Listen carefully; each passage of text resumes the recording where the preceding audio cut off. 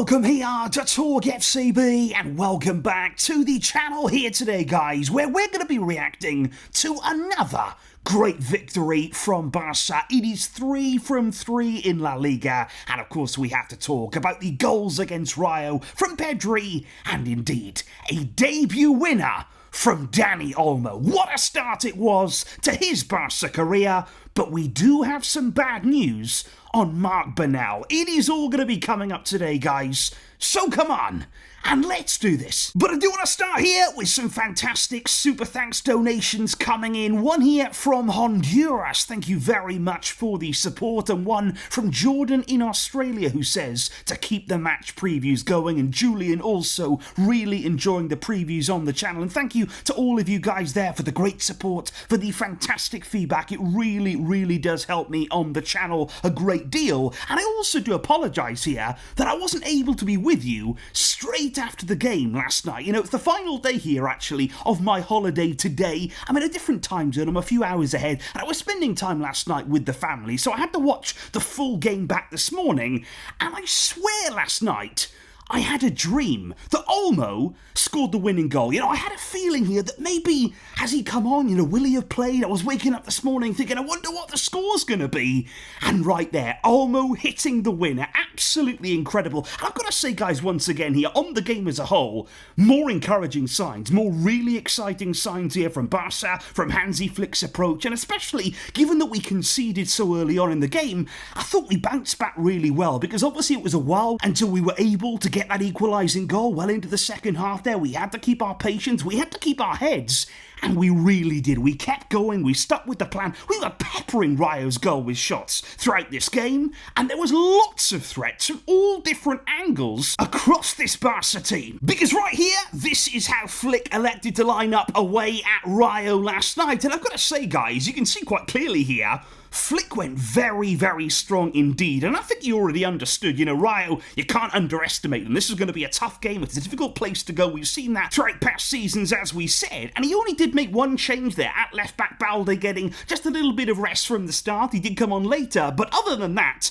Flick sticking with his big guns in this game. And I've got to highlight, first of all, guys, in this team, Yamal, because I thought last night, by far and away, he was Barca's biggest threat. He was absolutely outstanding there over on the right-hand side. He completed the most dribbles of any player, also the most chances of any player, and of course he was a big part there in that Olmo winner that we're going to talk about. But I've got to say here, for Yamal, this is standard stuff. This is starting to be a standard performance for him now. The fact that he can do this, and it's not even surprising, that speaks volumes here. He's a 17-year-old producing this level of quality, and it's almost going under the radar. He is literally that good. And Yamal, again, involved in everything good that Barca were out there doing. But I think you've also got to highlight here Ferran Torres. Once again in the second half here, he was the first player to be subbed off by Hansi Flick, and this time even earlier in the game. It was only just after half-time there, Olmo coming straight on for the second half, and quite clearly what we can see now in terms of Flick's vision for the season, Ferran is not going to be a starter. Ferran is not supposed to be a starter in this Hansi Flick's team, and once he's got everybody at his disposal here, once he's got all the options available to him, Ferran will not be starting in this team. And Olmo came on and certainly Barca drastically improved there in the second half. But let's talk first of all about the equalising goal there, guys, because obviously in the preview we started here a new prediction segment for this season, haven't we? I went for Rafinha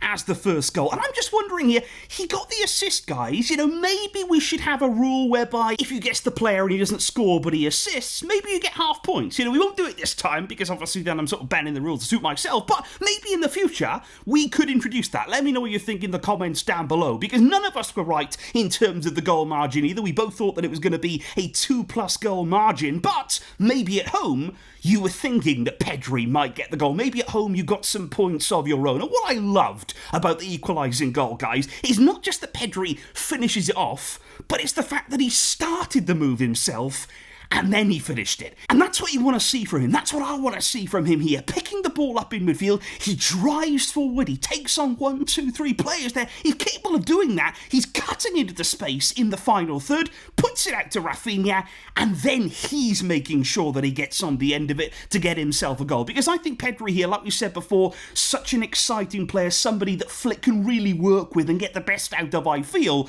because there's so much in Pedri's locker here. You want to give him that full license to use that ability to get forward, to have freedom in his play. And I think he could easily hit double figures this season in terms of goals scored there. I think when you see him taking up those kind of areas, he can finish chances, he has ability, he's got the intelligence as well to time runs into the area, and he again is one player that I'm so excited about this season. And yesterday's game and yesterday's goal, that has only added to that excitement now. But I do think as well, guys, Barca were probably harshly done by last night. Surprise, surprise, by the referee, by VAR. You know, it's early in the La Liga season, but we all know what the situation is, because Lewandowski had a goal ruled out for a really soft foul, I feel, against Jules Koundé there. You know, obviously the foot lands on his opponent there, but, you know, where is he supposed to stand? Do they expect him to levitate so that, you know, his foot never comes down? And also, that happened about 6 months before Lewandowski actually scored. You know, how far back are we going to go with VAR to find fault? But again,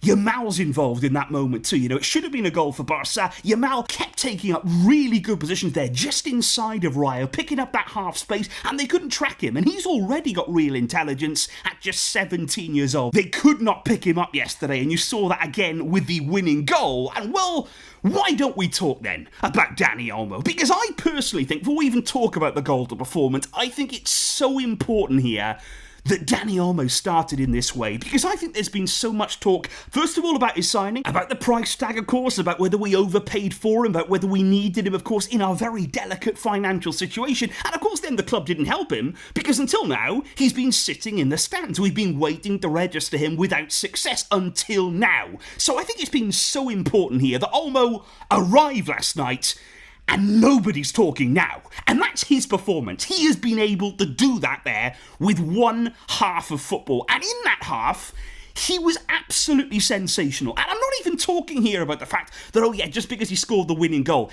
It's not even just about the fact that he got that goal. Even aside from that goal, he was very special last night. I think we would all still be wowed here by Olmo's debut, even if he hadn't scored. Because even after just 10 minutes, guys, of Olmo coming on the field, he must be 35 yards out, smacks the ball against the crossbar. And I'm already sold at that point, by the way. I'm thinking, okay, all aboard the Dani Olmo fan club train. Because we're a team now that is shooting from range. We are taking shots from distance at goal, and we now have players who can be effective at doing that. And Olmo there very nearly scored an absolute stunner, but I think already that's a sign of the confidence that he's playing with here, the confidence that he's taken into his Barca career from what happened in the summer at Spain. And he played like a man here who'd been at Barca in this team for absolute years. And I think that already shows here that he's settling in, he feels comfortable, he feels like he has a position, a role at the club that can work for him. And I think Hansi Flick deserves a lot of credit here for having a clear plan for Dani Olmo. And the winning goal, it's exactly what we all hoped that he would bring to Barca. If there was one characteristic here of Olmo, looking at what he did for Spain, looking at the kind of runs that he was making, the kind of goals, the contributions that he was making, that was what we wanted in this Barca team. And that winning goal, it's the perfect illustration of it there. Yamal, like I say, is so key in the build-up, cuts the ball back there, and you know Olmo's going to be there, and that's what you want from him there. The intelligence to take up that position. He always just takes a little step back. He always manages to find himself in enough space, with enough time to take on the shot. And he's so calm as well in the finish. You know, it's his debut here. We're trying to search and find a winning goal in this game. He doesn't smash it. You know, he doesn't hammer and panic at the finish. He takes his time, picks his spot, and delivers the winning goal for Barca. And like I say, I believe as well he can score a hatful of goals this season. He takes up really good positions. We are creating chances as a team. We've got so many threats there across that attacking area. And right now, Barca are a joy to watch. The excitement surrounding this club, what we're seeing on match day, we're delivering the results as well.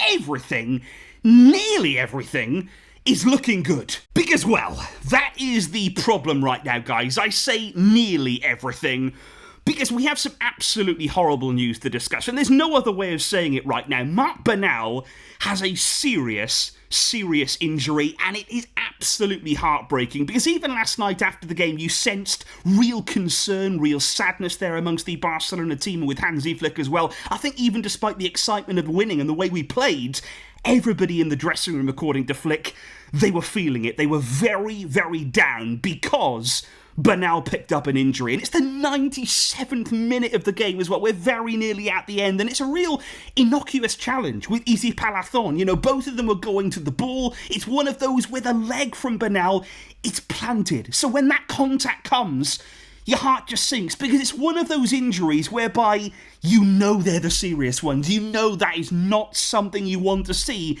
and the club fully expect today for it to be confirmed that it's an ACL injury for Marc Bernal. It could be season-ending. It could at least leave him out for several months. He's 17 years old. He's just broken through into the first team. The way that he's been performing, he's been looking like an absolute gem. When are we going to catch a break, guys? You know, I feel like breaking down in tears right now. There are so many young, exciting players at Barca, so much excitement, and every single time we're hit with a serious injury to one of them. You know, when are we going to actually have these young players going on, being injury-free, being able to play, being able to develop as they should? It feels so cruel right now. I'm absolutely gutted for Marc Bernal, and I just wish him all the best right now. I hope that he can come back stronger. Of course he can. Of course there's plenty of time here in his young career, and he's going to have absolutely everybody's support, no question about that. But I'm just so sad because of his emergence, because of his talent, because of how good he was looking at home at 17 in the base of our midfield. It's absolutely incredible. And what is going to happen now? Because obviously Barca, they were already pretty light in the pivot area. Are we going to be able to go into the transfer market? Is that the plan from the club? Is there somebody else that maybe Flick has his eye on from the youth setup at Barca? It's going to be interesting to see now in these final days of the window whether we do take any action, whether we feel that we are well equipped in midfield. But it's just a shame here. We already had a superstar being born. We already had a player here who Flick was firmly counting on. And Marc Bernal snatched away from us last night, and hopefully he can come back stronger. Get well soon, young man. You have a big and exciting career still ahead of you. So that there, guys, is where we stand right now with Barca. And of course, aside from the injury there to Marc Bernal, we can, of course, be happy about the team right now. We can be very, very delighted with the fact that we have 3 wins out of 3, 9 out of 9 points in La Liga. We couldn't have asked for any more than that, especially given the turmoil surrounding the club. Lots of things happening away from the field, but on it, Hansi Flick's team are firmly focused, and they are looking very, very exciting, guys. So let me know your thoughts in the comments down below. Who impressed you last night? And what are your thoughts on Dani Olmo's debut? I will see you all very soon indeed. Thank you for the great support here on the channel. But until next time, as always, Vishka, Barça.